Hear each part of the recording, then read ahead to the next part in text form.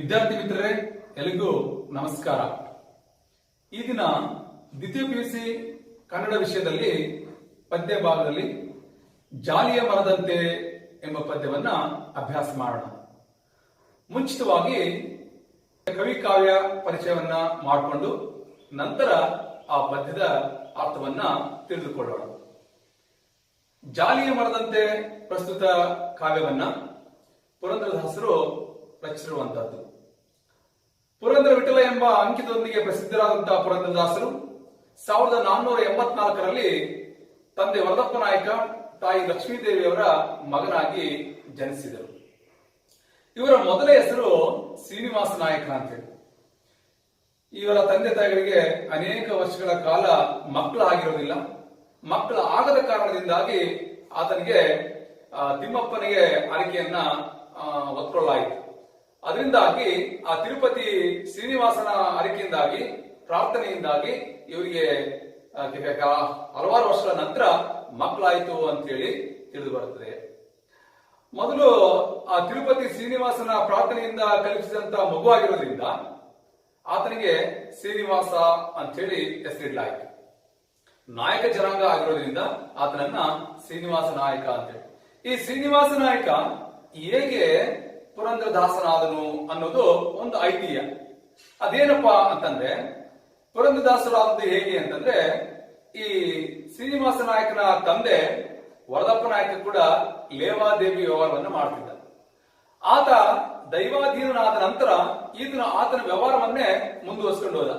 ಮುತ್ತು ರತ್ನಗಳ ವ್ಯಾಪಾರವನ್ನು ಮಾಡ್ತಕ್ಕಂಥದ್ದು, ಲೇವಾದೇವಿ ವ್ಯವಹಾರವನ್ನು ಮಾಡ್ತಕ್ಕಂಥದ್ದು ಮಾಡ್ತಾ ಇದ್ದ. ಬಹಳಷ್ಟು ಜಿಪಣ ಇದ್ದ.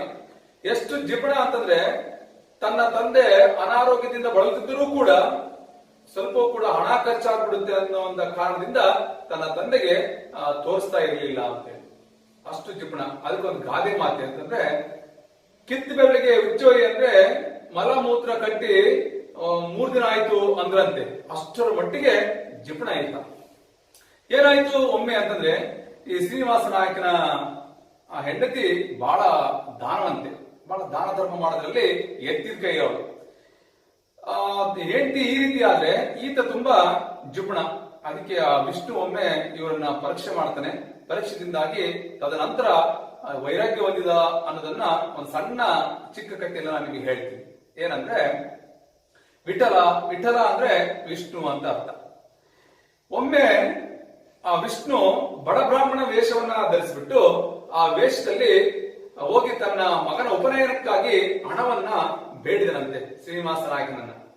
ಆಗ ಶ್ರೀನಿವಾಸ ನಾಯಕ ಈತನಿಗೆ ಹಣ ಕೊಡದೆ ನಾಳೆ ಬಾ ನಾಳೆ ಬಾ ಅಂತ ಹೇಳಿ ದಿನವಿಡೀ ಇದನ್ನೇ ಹೇಳಿ ಕಳಿಸ್ತಾ ಇದ್ದ.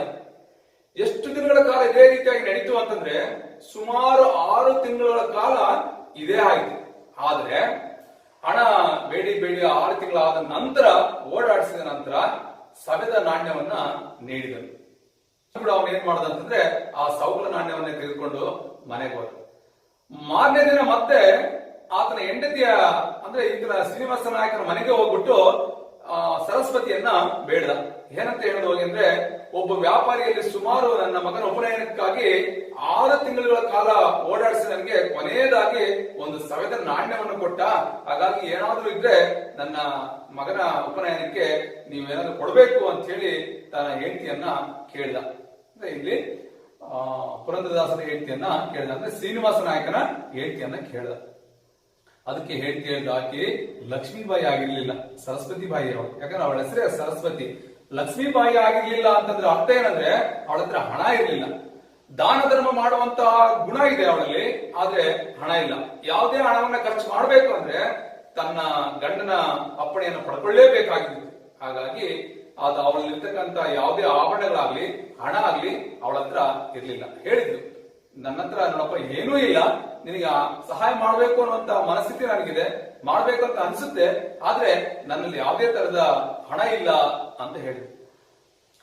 ಮತ್ತೆ ಹಂಗಂತ ಹೇಳಿದಾಗ ಅವನು ಹೇಳ್ದ, ಹಂಗೆ ಸೂಕ್ಷ್ಮವಾಗಿ ವೀಕ್ಷಿಸಿ ಈ ರೀತಿಯಾಗಿ ಹೇಳ್ದ, ನೋಡು ಏನು ಇಲ್ಲದ್ರೂ ಪರವಾಗಿಲ್ಲ, ನಿನ್ ತವ್ರ ಮನೆಯಿಂದ ನೀನು ಮೂಕ್ತಿ ತಂದಿದೆಯಲ್ಲ, ಆ ಮೂಕ್ತಿನ ನನಗೆ ಕೊಡು. ಆ ಮೂಕ್ತಿನ ಬೇಕಾದ್ರೆ ನಾನು ತಗೊಂಡೋಗ್ಬಿಟ್ಟು ಮಾರಿ ನಾನು ಅದರ ಹಣದಿಂದ ನನ್ನ ಮಗನ ಉಪನಯನವನ್ನು ಮಾಡ್ತೀನಿ ಅಂತ ಹೇಳಿದ ತಕ್ಷಣ ಆಯ್ತು ಅಂತ ಹೇಳ್ಬಿಟ್ಟು ಅವಳು ಹೋದ್ಲು. ಆ ಮೂರ್ತಿಯನ್ನು ಬಿಚ್ಚಿ ಅವನಿಗೆ ಬಡ ಬ್ರಾಹ್ಮಣನಿಗೆ ಕೊಟ್ರು. ಆ ಬ್ರಾಹ್ಮಣ ತೆಗೆದುಕೊಂಡವನು ಎಲ್ಲಿಗೆ ಹೋದ್ರೆ ಆ ಶ್ರೀನಿವಾಸ ನಾಯಕನ ಅಂಗಡಿಗೆ ಹೋದ. ಆ ಶ್ರೀನಿವಾಸ ನಾಯಕನ ಅಂಗಡಿಗೆ ಹೋಗ್ಬಿಟ್ಟು ಅಲ್ಲಿ ಅದನ್ನ ಗಿರಿವೆ ಇಟ್ಟ, ಅಂದ್ರೆ ಹಡ ಇಟ್ಟ. ನೋಡಿ ಅವ್ನು ಹೇಳ್ದ, ನೋಡಿ ಇದನ್ನ ತಗೊಂಡ್ಬಿಟ್ಟು ನಮ್ಗೆ ಎಷ್ಟು ಬರುತ್ತೋ ಅಷ್ಟು ಹಣ ಕೊಡಿ ಅಂತ ಹೇಳಿ ಕೇಳ್ದ. ಆ ಶ್ರೀನಿವಾಸ ನಾಯಕ ಅವಾಗ ಆ ಮೂರ್ತಿಯನ್ನ ಸೂಕ್ಷ್ಮವಾಗಿ ಗಮನಿಸಿ ಇದು ತನ್ನ ಮಡದಿದೆ, ತನ್ನ ಹೆಂಡ್ತಿದೆ ಅಂತ ಹೇಳಿ ಕಂಡಿಡ್ಕೊಂಡ್ಬಿಟ್ಟು ನಾನು ಹೆಂಡ್ತಿರ್ಬೇಕಲ್ಲ ಅಂತ ಅನ್ಕೊಂಡು ನೋಡೋಣ ಅಂತ ಹೇಳಿ ಇವನಿಗೆ ಹೇಳ್ದ, ನೋಡು ಹಣ ಬೇಕಲ್ಲ ನಿನಗೆ, ನಾಳೆ ಬಾ ಹಣ ಕೊಡ್ತೀನಿ ಅಂತ ಹೇಳಿ ಕಳಿಸ್ತಾನೆ. ಭದ್ರವಾಗಿ ಒಂದು ಪೆಟ್ಟಿಗೆಯಲ್ಲಿ ಇಟ್ಬಿಟ್ಟು ಅದನ್ನ ಮೂರ್ತಿಯನ್ನ ಮನೆಗೆ ಹೋಗ್ತಾನೆ. ಮನೆಗೆ ಹೋದ ನಂತರ ಹೆಂಡ್ತಿನ ನೋಡ್ತಾನೆ. ಹೆಂಡ್ತಿ ಮೂಗ್ನಲ್ಲಿ ಮೂರ್ತಿ ಇರೋದಿಲ್ಲ. ಇದ್ದಿದ್ದಾಗ ಅವನಿಗೆ ಗೊತ್ತಾಯ್ತು, ಅದು ನನ್ನ ಹೆಂಡ್ತಿದೆ ಮೂರ್ತಿ ಅಂತ ಹೇಳಿ ಅವನಿಗೆ ಗೊತ್ತಾಯ್ತು. ಅದಕ್ಕೆ ಹೆಂಡ್ತಿನ ಪರೀಕ್ಷೆ ಮಾಡ್ಬೇಕು ಅಂತ ಹೇಳ್ಬಿಟ್ಟು ಏನ್ ಮಾಡ್ದ ಅಂತಂದ್ರೆ, ನೋಡು ಆ ಮೂರ್ತಿ ಇತ್ತಲ್ಲ ನಿಂದು, ಆ ಮೂರ್ತಿ ಎಲ್ಲಿ ಹಾಕೊಂಡಿಲ್ಲಲ್ಲ ಅಂತ ಕೇಳಿದಾಗ, ಇಲ್ಲ ರೀ ಸ್ನಾನ ಮಾಡ್ಬೇಕಾದ್ರೆ ಅದನ್ನ ಬಿಚ್ಚಿಟ್ಟಿದ್ದೆ, ಅಲ್ಲೇ ಸ್ನಾನದ ಕೋಣೆಯಲ್ಲಿದೆ ಅಂತ ಹೇಳಿದ ತಕ್ಷಣನೇ ಆಯ್ತು ತಗೊಂಬರೋಗ ಅಂತ ಹೇಳಿ ಹೇಳ್ದ. ಅದಕ್ಕೆ ಅವಳು ತಗೊಂಬರ್ಲಿಕ್ಕೆ ಅಂತ ಹೇಳಿ ಹೋದ್ಲು. ಇಲ್ಲಿ ಮೂರ್ತಿ ಇಲ್ಲ, ಆದ್ರೆ ಗಂಡ ಏನಾದ್ರು ತಗೊಂಡೋಗಿಲ್ಲ ಅಂದ್ರೆ ಕೇಳಲ್ಲ.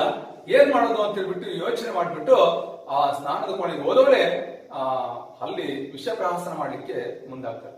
ಅಲ್ಲಿರ್ತಕ್ಕಂಥ ವಿಷಯವನ್ನ ಬಟ್ಟಲಿನೊಳಗೆ ಹಾಕೊಂಡ್ಬಿಟ್ಟು ವಿಷಪ್ರಹಸನವನ್ನ ಮಾಡ್ಲಿಕ್ಕೆ ಮುಂದಾಗ್ತಾರೆ. ಆ ಸಂದರ್ಭಕ್ಕೆ ಆ ಮೂರ್ತಿ ಆ ಬಟ್ಟಲಿನೊಳಗಡೆ ಬೀಳುತ್ತೆ. ಬಿದ್ದ ತಕ್ಷಣ ಆ ಮೂರ್ತಿಯನ್ನ ಧರಿಸ್ಕೊಂಡ್ಬಿಟ್ಟು ಬಂದು ಅವಳು ತನ್ನ ಗಂಡನ ಮುಂದೆ ನಿಂತ್ಕೊಂಡು ತನ್ನ ಮೂರ್ತಿಯನ್ನ ತೋರಿಸ್ತಾಳೆ. ಇವನಿಗೆ ಶ್ರೀನಿವಾಸ ನಾಯಕನಿಗೆ ತುಂಬಾ ಆಶ್ಚರ್ಯ ಆಯ್ತು. ಇದೇನಿದು, ಈಗ ತಾನೇ ಮೂರ್ತಿಯನ್ನ ನನ್ನ ಅಂಗಡಿಯಲ್ಲಿ ನಾನು ಭದ್ರವಾಗಿ ಇಟ್ಟು ಬಂದೆ ಪೆಟ್ಟಿಗೆನಲ್ಲಿ, ಈಗ ನನ್ನ ಎಲ್ಲಿಂದ ಬಂತಿದ್ದು ಅಂತ ಹೇಳಿ ಯೋಚನೆ ಮಾಡಿದ. ಹೆಂಡತಿಗೆ ಏನನ್ನೂ ಹೇಳದೆ ಪುನಃ ಅವನು ಅಂಗಡಿಗೆ ಹೋಗ್ಬಿಟ್ಟು ಅಲ್ಲಿ ಭದ್ರವಾಗಿ ಏನಿಟ್ಟಿದ್ನಲ್ಲ ಪೆಟ್ಟಿಗೆಯಲ್ಲಿ ಆ ಮೂರ್ತಿಯ ಐತ್ರಿಲ್ಲ ಅಂತ ಹೇಳಿ ತೆಗೆದು ನೋಡ್ತಾನೆ. ಅದರಲ್ಲಿ ಮೂರ್ತಿ ಇರಲಿಲ್ಲ. ಅಂದ್ರೆ ಅವಾಗ ಅವನಿಗೆ ಜ್ಞಾನೋದಯ ಆಯಿತು. ಅಂದ್ರೆ ನನಗೆ ಶ್ರೀಮನ್ ನಾರಾಯಣನೇ ಈ ಬ್ರಾಹ್ಮಣ ವೇಷದಲ್ಲಿ ಬಂದಿರುವುದೆಂದು ಅವನಿಗೆ ತಿಳಿದ್ಬಿಟ್ಟು ಅವತ್ತಿನಿಂದ ಅವನು ವೈರಾಗ್ಯವನ್ನ ಪಡ್ಕೊಂಡು ಹರಿದಾಸನಾಗಿರ್ತಕ್ಕಂಥ ಪುರಂದರದಾಸರು ಪುರಂದರಗಡ ಎಂಬುವಂತ ಈತ ಜನ್ಮ ತಾಳದ. ಅದಾದ ನಂತರ ಹಂಪಿಯಲ್ಲಿ ವಾಸ ಮಾಡಿದ್ರು ಅಂತ ಹೇಳಿ ಈತನ ಜನ್ಮಸ್ಥಳದ ಬಗ್ಗೆ ಇತಿಹಾಸ ಇದೆ. ಅದು ವ್ಯಾಸರಾಯರು ಈತನ ಗುರುಗಳು. ವ್ಯಾಸರಾಯರೇ ಈತನಿಗೆ ಪುರಂದರ ವಿಠಲ ಎಂಬುವಂತ ಅಂಕಿತವನ್ನ ನೀಡಿದ್ದಾರೆ. ಈತನ ಸಾಹಿತ್ಯದಲ್ಲಿ ಹೇಳದಾದ್ರೆ ಕೀರ್ತನೆ, ಪದ, ಸುಳಾದಿ, ಉಗಾಭೋಗ ಮುಂತಾದ ಪ್ರಕಾರಗಳಲ್ಲಿ ಹಾಡುಗಳನ್ನ ರಚಿಸಿದ್ದಾನೆ. ಈತನ ಕೀರ್ತನೆಗಳಲ್ಲಿ ತನ್ನ ಜೀವನ ಅನುಭವವನ್ನು ಕೂಡ ಹೇಳ್ತಾ ಹೋಗಿದ್ದಾನೆ. ಸಮಾಜದ ಹಿತವನ್ನ, ಆಧ್ಯಾತ್ಮದ ಅಗತ್ಯಗಳಲ್ಲಿ ಇರಬೇಕಾದ ಅಗತ್ಯತೆಗಳ ಬಗ್ಗೆ ಹೀಗೆ ಸುಮಾರು ಅಂಶಗಳನ್ನು ಕುರಿತುಬಿಟ್ಟು ತನ್ನ ಕೀರ್ತನೆಗಳಲ್ಲಿ ಹೇಳ್ತಾ ಹೋಗ್ತಾನೆ. ಈತನು 4 ಲಕ್ಷಕ್ಕೂ ಹೆಚ್ಚು ಕೀರ್ತನೆಗಳನ್ನ ರಚಿಸಿದ್ದಾನೆ ಅಂತೇಳಿ ಹೇಳಲಾಗ್ತದೆ. ಈತನ ಉದ್ದೇಶ ಅಥವಾ ಗುರಿ ಇದ್ದಿದ್ದೇನೋ ಅಂತಂದ್ರೆ 5 ಲಕ್ಷ ಕೀರ್ತನೆಗಳನ್ನ ರಚಿಸಬೇಕು ಅಂತ ಹೇಳಿ ಇತ್ತು. ಆದ್ರೆ 4,75,000 ಕೀರ್ತನೆಗಳನ್ನ ರಚಿಸಿದಾನೆ ಅಂತ ಹೇಳಲಾಗ್ತದೆ. ಇನ್ನ ಉಳಿದಂತ 25,000 ಕೀರ್ತನೆಗಳನ್ನ ತನ್ನ ಮಗನ ರಚಿಸಿದ ಅಂತ ಹೇಳಿ ಹೇಳಲಾಗ್ತದೆ. ಆದ್ರೆ ಇದುವರೆಗೂ ಇದನ್ನು ಲಭ್ಯವಾಗಿರೋದು ಅಂತಂದ್ರೆ 800ಕ್ಕೂ ಹೆಚ್ಚು ಅಷ್ಟನ್ನು ಬಿಟ್ರೆ ಇನ್ನು ಬಹಳ ಏನು ದೊರಕಿಲ್ಲ. ಇನ್ನು ಪುರಂದರ ಪದಗಳಲ್ಲಿ ಕರ್ನಾಟಕದ ಸಂಗೀತದ ಬುನಾದಿಯನ್ನು ಕೂಡ ಹಾಕಲಾಗಿದೆ. ಕರ್ನಾಟಕದ ಸಂಗೀತದ ಪಿತಾಮಹ ಅಂತ ಕೂಡ ಈತನನ್ನು ಕರೆಯಲಾಗ್ತದೆ. ಈತನ ಅನೇಕ ನಿಯಮಗಳನ್ನು ಅನುಸರಿಸಿ, ಸಂಗೀತದ ನಿಯಮಗಳನ್ನು ಅನುಸರಿಸಿ ಕರ್ನಾಟಕ, ತಮಿಳುನಾಡು, ಕೇರಳ ಅನೇಕ ಜನ ಈತನ್ನ ಅನುಸರಿಸಿ ಸಂಗೀತವನ್ನ ರಚನೆ ಮಾಡಿದ್ದಾರೆ. ಹಾಗಾಗಿ ಈತನು ಕರ್ನಾಟಕ ಸಂಗೀತಕ್ಕೆ ಅಡಿಗಲಾಗಿದಂತಹ ವ್ಯಕ್ತಿ ಅಂತಂದ್ರೆ ಪುರಂದರದಾಸರು. ನೋಡಿ, ಹೀಗೆ ದಾಸರೆಂದರೆ ಪುರಂದರದಾಸರಯ್ಯ ಅಂತೇಳಿ ವ್ಯಾಸರಾಯರೇ ಒಂದ್ ಕಡೆಗೆ ಇವರನ್ನು ಕುರಿತುಬಿಟ್ಟು ಹೇಳ್ತಾರೆ. ಇನ್ನು ಕೆಲವು ಅನೇಕ ಉಕ್ತಿಗಳಿದೆ. ರಾಗಿ ತಂದಿರ ಭಿಕ್ಷೆಗೆ, ರಾಗಿ ತಂದಿರ ಯೋಗ್ಯರಾಗಿ ಭಾಗ್ಯರಾಗಿ ಅಂತಿದೆ. ಇನ್ನು ಸಾಕಷ್ಟು ಇತರ ಇವರು ಕೀರ್ತನೆಗಳನ್ನೇ ನೋಡ್ತಾ ಹೋಗ್ಬೋದು. ಇವರು 1564ರಲ್ಲಿ ಪುಷ್ಯ ಬಹುಳ ಮಾಸದಲ್ಲಿ ದೈವಾಧೀನರಾದರು ಅಂತ ಹೇಳಿ ಹೇಳಲಾಗ್ತದೆ. ಇನ್ನು ಈ ವಿಷಯಕ್ಕೆ ಬರೋದಾದ್ರೆ, ಈ ಪ್ರಸ್ತುತ ಪದ್ಯವನ್ನು ಕುರಿತು ಹೇಳೋದಾದ್ರೆ, ಪ್ರಸ್ತುತ ಈ ಕಾವ್ಯ ಭಾಗವನ್ನು ನೋಡೋದಾದ್ರೆ ಪುರಂದರದಾಸರು ಸಾಮಾಜಿಕ ವಿಮರ್ಶೆಯನ್ನ ಕುರಿತು ರಚಿಸಿರುವಂತಹ ಬಹುತೇಕ ಕೀರ್ತನೆಗಳಲ್ಲಿ ಅನೀತಿ, ಅನಾಚಾರ, ಸುಳ್ಳು, ಕಪಟ, ಬೂಟಾಟಿಕೆ, ಡಾಂಬಿಕತೆಯನ್ನ ಕಟುವಾಗಿ ಟೀಕಿಸಿದ್ದಾರೆ.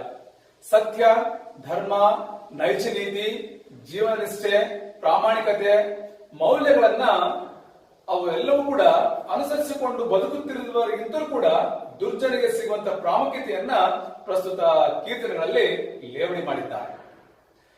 ಈ ಪ್ರಸ್ತುತ ಕಾವ್ಯದಲ್ಲಿ ಸಮಾಜಕ್ಕೆ ನಿಷ್ಪ್ರಯೋಜಕರಾದವರನ್ನ ಜಾಲಿಯ ಮರಕ್ಕೆ ಹೋಲಿಸಲಾಗಿದೆ. ಅಂದ್ರೆ ದುರ್ಜನರನ್ನ ಇಲ್ಲಿ ಜಾಲಿಯ ಮರಕ್ಕೆ ಹೋಲಿಸಲಾಗಿದೆ. ನಿಜವಾಗಿ ಕೂಡ ಹೋಲಿಸಿರುವಂತದ್ದು ಔಚಿತ್ಯಪೂರ್ಣವಾಗಿದೆ. ಈ ಹೋಲಿಕೆ ಹಿಂದೆ ಆ ಪುರಂದರದಾಸರ ಕವಿಯ ಆಶಯ ಏನಪ್ಪಾ ಅಂತಂದ್ರೆ ಮುಳ್ಳಾಗಬೇಡ ಹೂವಾಗು ಎಂಬ ಆಶಯ ಇದೆ. ಇದನ್ನು ಗಮನಿಸಿದ್ರೆ ನಮಗೆ ತಿಳಿದು ಬರ್ತಕ್ಕಂಥದ್ದು ಏನು ಅಂತಂದ್ರೆ ಪುರಂದರದಾಸರಿಗೆ ಸಾಮಾಜಿಕ ಕಳಕಳಿ ಎಷ್ಟಿತ್ತು ಅನ್ನೋದು ಗೊತ್ತಾಗುತ್ತೆ.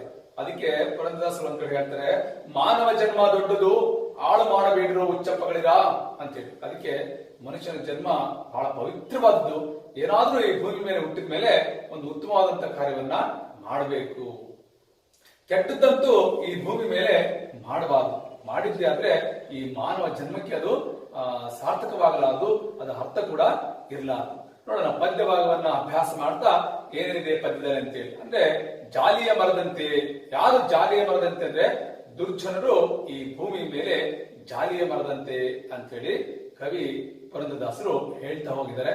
ಮೊದಲನೇದಾಗಿ ಈ ಪದ್ಯವನ್ನ ಒಮ್ಮೆ ಹಾಡಿ ನಂತರ ಅದರಲ್ಲಿ ಅದರ ಭಾವಾರ್ಥವನ್ನ ತಿಳಿದುಕೊಳ್ಳುವಂತ ಪ್ರಯತ್ನವನ್ನ ಮಾಡೋಣ. ಆರಂಭದಲ್ಲಿ ನಾನು ಸಂಗೀತಗಾರನೇನಲ್ಲ, ಸಂಗೀತ ಆಸ್ವಾದಕ. ಆದ್ರೆ ಸಂಗೀತಕ್ಕೆ ಸಮೂಹಕ ಶಕ್ತಿ ಇದೆ, ಎಂತರನ್ನೂ ಕೂಡ ಆಕರ್ಷಿಸಬಲ್ಲದು. ಚಿಕ್ಕ ಮಕ್ಕಳಿಂದ ಹಿಡಿದು ವಯೋವೃದ್ಧರವರೆಗೂ ಕೂಡ ಸಂಗೀತದ ಗಂಧಗಾಳಿ ಗೊತ್ತಿಲ್ಲದಿದ್ರು ಕೂಡ ದೇಹದ ಕೆಲವು ಅಂಗಾಂಗಗಳನ್ನ ಅವರು ಅಗಲಾಡಿಸುವುದನ್ನು ನಾವು ನೋಡಿದ್ದೇವೆ, ಕಂಡಿದ್ದೇವೆ. ಸ್ವತಃ ನಾವೇ ನಮ್ಮ ಅನುಭವಕ್ಕೆ ಬಂದಿದೆ ಕೂಡ. ಹಾಗಾಗಿ ನಾನು ನನ್ನ ತೊದಲು ನುಡಿಯಲ್ಲಿ ಇದನ್ನ ಹಾಡ್ಲಿಕ್ಕೆ ಪ್ರಯತ್ನ ಮಾಡ್ತಿದ್ದೇನೆ. ಒಮ್ಮೆ ಹಾಡೋಣ, ನೋಡೋಣ ಹೇಗಿದೆ ಅಂತ ಹೇಳಿ ಈ ಪುರಂದರದಾಸರ ಜಾಲಿಯ ಮರದಂತೆ. ಜಾಲಿಯ ಮರದಂತೆ. ಜಾಲಿಯ ಮರದಂತೆ, ಜಾಲಿಯ ಮರದಂತೆ, ಧರೆಯೊಳು ದುರ್ಜನರು ಜಾಲಿಯ ಮರದಂತೆ, ಜಾಲಿಯ ಮರದಂತೆ, ಧರೆಯೊಳು ದುರ್ಜನರು ಜಾಲಿಯ ಮರದಂತೆ, ಮೂಲಾಗ್ರ ಪರ್ಯಂತ ಮುಳ್ಳು ಕೂಡಿಪ್ಪಂತೆ, ಮೂಲಾಗ್ರ ಪರ್ಯಂತ ಮುಳ್ಳು ಕೂಡಿಪ್ಪಂತೆ, ಜಾಲಿಯ ಮರದಂತೆ, ಜಾಲಿಯ ಮರದಂತೆ. ಬಿಸಿಲಲ್ಲಿ ಬಳಲಿ ಬಂದವರಿಗೆ ನೆರಳಿಲ್ಲ, ಬಿಸಿಲಲ್ಲಿ ಬಳಲಿ ಬಂದವರಿಗೆ ನೆರಳಿಲ್ಲ, ಹಸಿದು ಬಂದವರಿಗೆ ಹಣ್ಣು ಇಲ್ಲವಯ್ಯ, ಕುಸುಮ ವಾಸನೆ ಇಲ್ಲ ಕೂಡಲು ಸ್ಥಳವಿಲ್ಲ, ಕುಸುಮ ವಾಸನೆ ಇಲ್ಲ ಕೂಡಲು ಸ್ಥಳವಿಲ್ಲ, ರಸದಲ್ಲಿ ಸ್ವಾದವು ವಿಷದಿಂತಿರುತ್ತೀಯ, ಜಾಲಿಯ ಮರದಂತೆ, ಧರೆಯೊಳು ದುರ್ಜನರು ಜಾಲಿಯ ಮರದಂತೆ.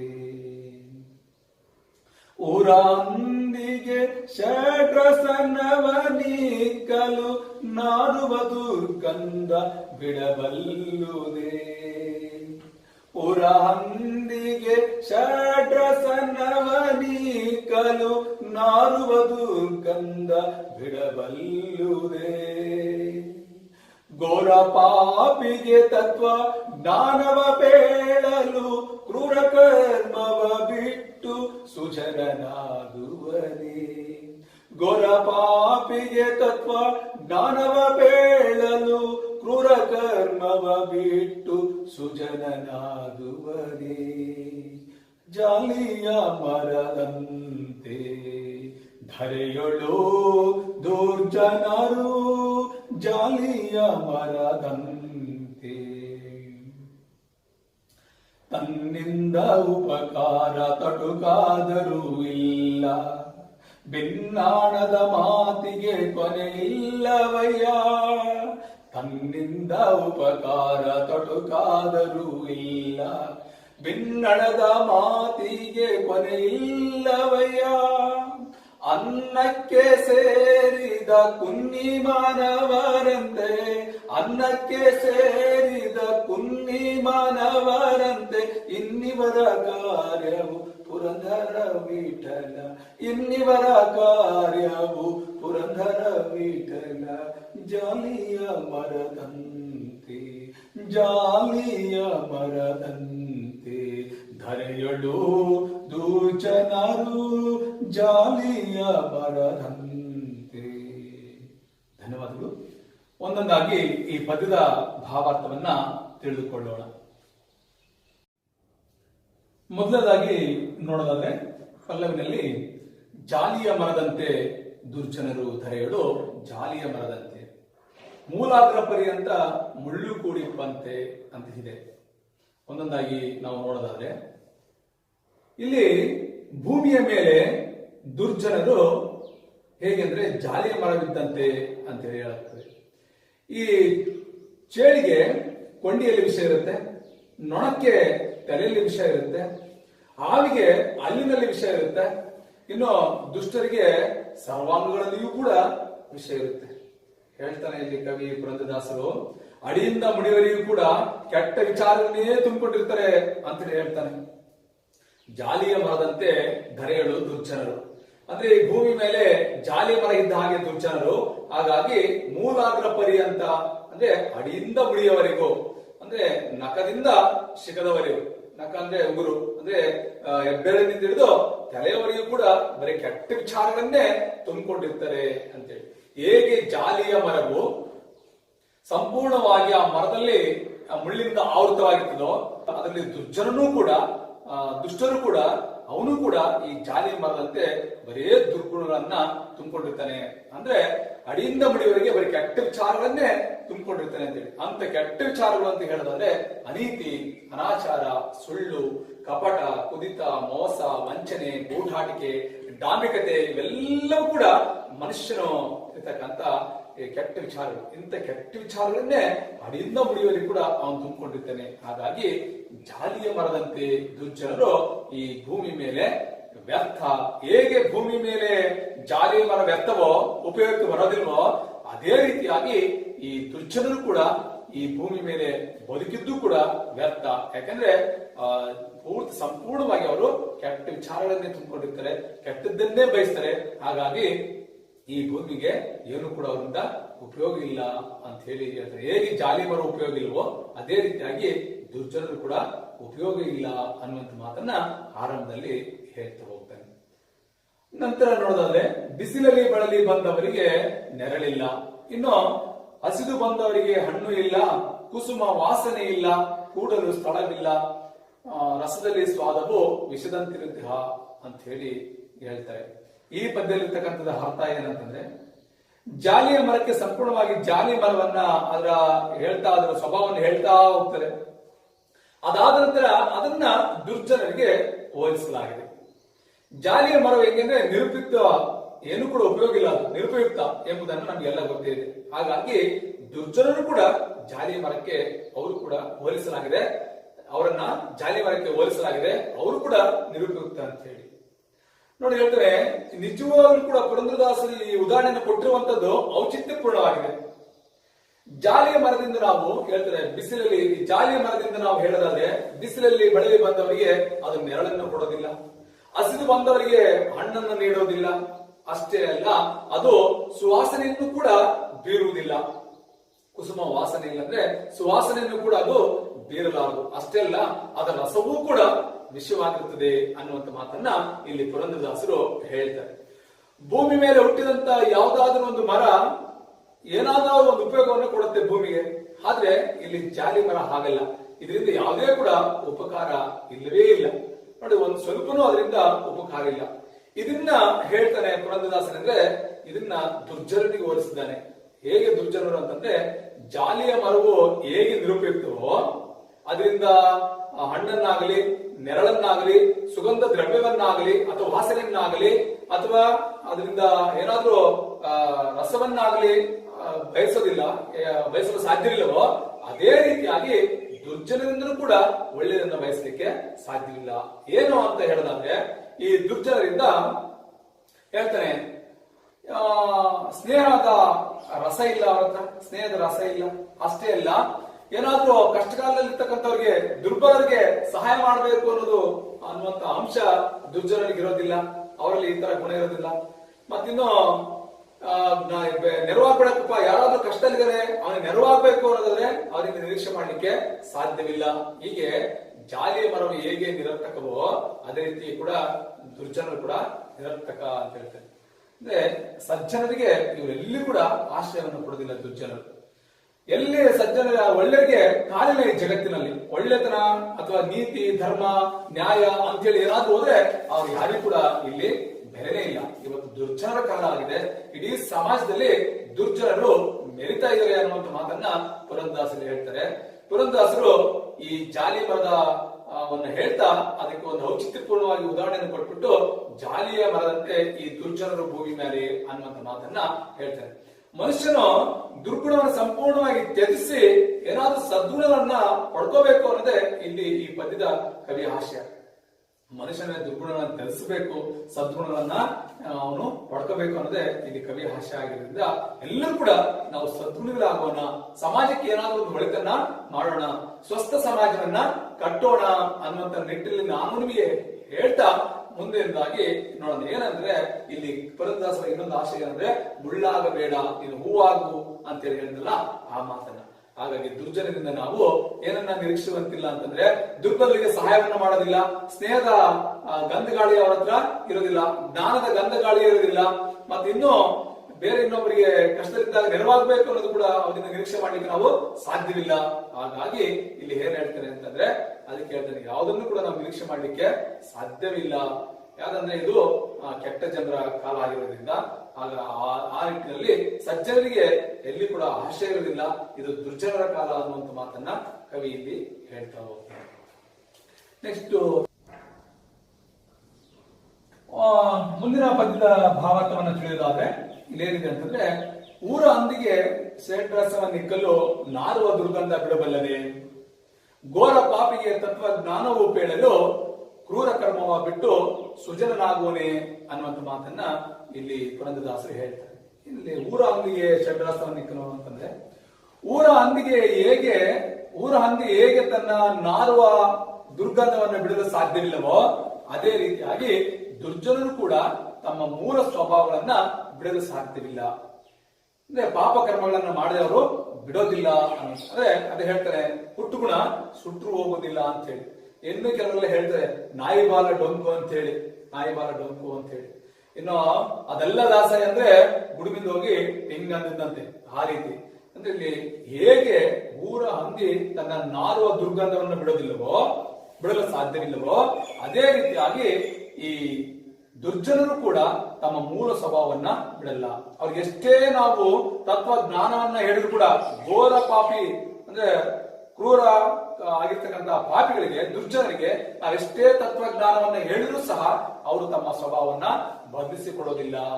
ಬದಲಿಸಿಕೊಳ್ಳಿಕ್ಕೆ ಸಾಧ್ಯವೇ ಇಲ್ಲ ಅಂತ ಹೇಳಿ ಇಲ್ಲಿ ಹೇಳ್ತಾರೆ. ಅದಕ್ಕೆ ಅಕ್ಕಮಹಾದೇವಿ ಉದಾಹರಣೆಗಳನ್ನ ಕೊಡ್ತಾ ಹೋಗ್ತಿದ್ದಾರೆ. ಏನದು ಅಂತಂದ್ರೆ, ಮೊದಲು ನೋಡಿ ಒಂದು ಅಕ್ಕಮಹಾದೇವಿ ಅವರದ ಒಂದು ಏನ್ ಎಕ್ಸಾಂಪಲ್ ಕೊಟ್ಟಿದೆ ಅಂತ ಹೇಳಿ.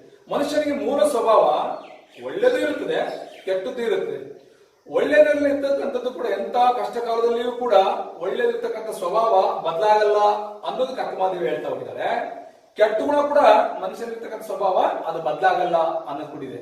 ಇದರಲ್ಲಿ ಜಾಲಿಯ ಮರದಂತೆ ಅನ್ನುವಂಥ ಪದ್ಯದಲ್ಲಿ ಕೆಟ್ಟ ಸ್ವಭಾವ, ದುರ್ಜನರ ಸ್ವಭಾವಗಳು ಯಾವತ್ತೂ ಕೂಡ ಬದಲಾಗಲ್ಲ ಅನ್ನುವಂಥ ಮಾತಿದೆಯಲ್ಲ, ಹಂಗೆ ಆತನ ಸ್ವಭಾವತಃ ಒಳ್ಳೆ ಗುಣಗಳು ಬಂದದ್ದು ಕೂಡ ಬದಲಾಗಲ್ಲ ಅನ್ನೋದಕ್ಕೆ ಅಕ್ಕಮಹಾದೇವಿ ಅನ್ನೋ ವಚನದಲ್ಲಿ ಹೇಳ್ತಾಳೆ. ನೋಡೋಣ ಅದೇನು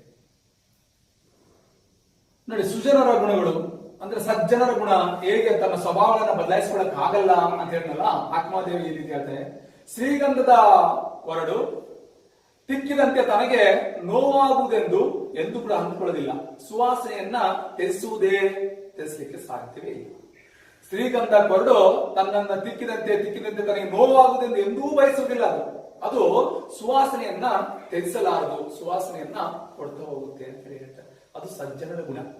ಇನ್ನು ಮುಂದುವರೆದು ಹೇಳ್ತಾರೆ, ಬಂಗಾರವನ್ನ ಕಳೆದು ಚೂರು ಚೂರು ಮಾಡಿದ್ರು ಕೂಡ ತನ್ನ ಕಾಂತಿಯನ್ನು ಕಳೆದುಕೊಳ್ಳೋದಿಲ್ಲ. ಎಷ್ಟೇ ಅದರ ಸ್ವಭಾವವನ್ನು ಅದು ಕಳೆದುಕೊಳ್ಳೋದಿಲ್ಲ. ಚೂರು ಚೂರು ಮಾಡಿದ್ರು ಕೂಡ ಬಂಗಾರವನ್ನ ತನ್ನ ಕಾಂತಿಯನ್ನ ಒಳಪನ್ನ ಅದು ಕಳೆದುಕೊಳ್ಳುವುದಿಲ್ಲ.